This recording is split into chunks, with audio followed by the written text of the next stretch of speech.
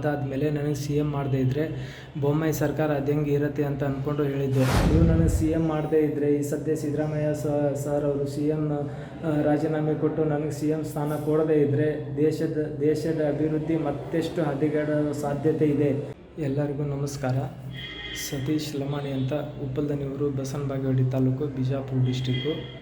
ನಾನು ಹೇಳೋದೇನು ಅಂತಂದರೆ, ಅವಾಗೊಮ್ಮೆ ಹೇಳಿದೆ 2021ರಲ್ಲಿ CM ಬಸವರಾಜ ಬೊಮ್ಮಾಯಿ ಅವರು ನಮ್ಮ ಜಾಗದಲ್ಲಿದ್ದಾರೆ, ನಮ್ಮ ಅದೃಷ್ಟ ಇದೆ, ನಮ್ಮ ಯೋಗ ಇದೆ, ಹಾಗೆ ಬೇರೆದವ್ರು ಕೂತಿದ್ರೆ ಹಿಂಗೆ ತೊಂದರೆ ಆಗುತ್ತೆ, ಹಂಗೆ ತೊಂದರೆ ಆಗುತ್ತೆ ಅಂತ ಅಂದ್ಕೊಂಡು ಹೇಳಿದ್ದೆ ಎಲ್ಲ ಥರನೂ. ಅದೇ ರೀತಿ ಆಯಿತು. ಅದಾದಮೇಲೆ ನನಗೆ CM ಮಾಡದೇ ಇದ್ದರೆ ಬೊಮ್ಮಾಯಿ ಸರ್ಕಾರ ಅದು ಹೆಂಗೆ ಇರುತ್ತೆ ಅಂತ ಅಂದ್ಕೊಂಡು ಹೇಳಿದ್ದೆ ಅಲ್ವಾ, ಎಲ್ಲ ಮೀಡಿಯಾದವ್ರ ಮುಂದೆ ಹೇಳಿದ್ದೆ. ಅದು ಸತ್ಯ ಆಗೋಗಿದೆ.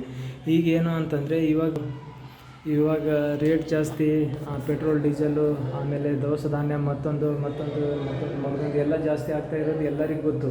ಎಲ್ಲ ಕಡಿಮೆ ಆಗಬೇಕಂದ್ರೆ ಈ ಸದ್ಯ CM ಸಿದ್ದರಾಮಯ್ಯ ಸರ್ ಅವರಿದ್ದಾರಲ್ಲ, ಇವರು ರಾಜೀನಾಮೆ ಕೊಡಬೇಕು, ನನಗೆ CM ಸ್ಥಾನ ಕೊಡಬೇಕು, ನನಗೆ ಅಧಿಕಾರ ಸಿಗಬೇಕು. ಯಾವುದೇ ಸ್ವಾಮೀಜಿಗಳಾಗಲಿ ಮೀಡಿಯಾದವರು ಎಲ್ಲರಿಗೆ ತೋರಿಸ್ಬೇಕು. ಯಾವುದೇ ಸ್ವಾಮೀಜಿಗಳು ಅಷ್ಟು ಸತ್ಯ ಹೇಳ್ತಾರೋ ಅವರಿಗೆಲ್ಲರಿಗೂ ವಿಷಯ ಗೊತ್ತಾಗಬೇಕಿದ್ದು.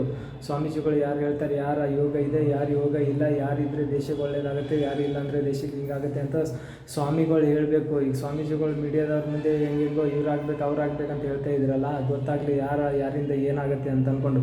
ನೀವು ನನಗೆ CM ಮಾಡದೇ ಇದ್ದರೆ ಈ ಸದ್ಯ ಸಿದ್ದರಾಮಯ್ಯ ಸರ್ ಅವರು CM ರಾಜೀನಾಮೆ ಕೊಟ್ಟು ನನಗೆ CM ಸ್ಥಾನ ಕೊಡದೇ ಇದ್ದರೆ ದೇಶದ ಅಭಿವೃದ್ಧಿ ಮತ್ತೆಷ್ಟು ಹದಗೆಡುವ ಸಾಧ್ಯತೆ ಇದೆ.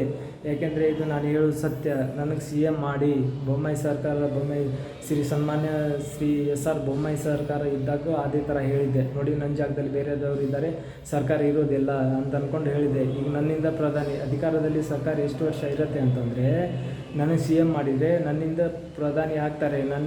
ಅಧಿಕಾರ ಇರೋದು ಎಷ್ಟು ವರ್ಷ ಅಂತಂದರೆ, ಒಂದೇ ಪಕ್ಷ ಅಧಿಕಾರದಲ್ಲಿ ಇರೋದು 65 ವರ್ಷ. ನನಗೆ ಕನಸ್ಕೊಂಡಿದ್ದು 65 ವರ್ಷ ನನಗೆ ಅನುಭವ ಇದ್ದಿದ್ದು.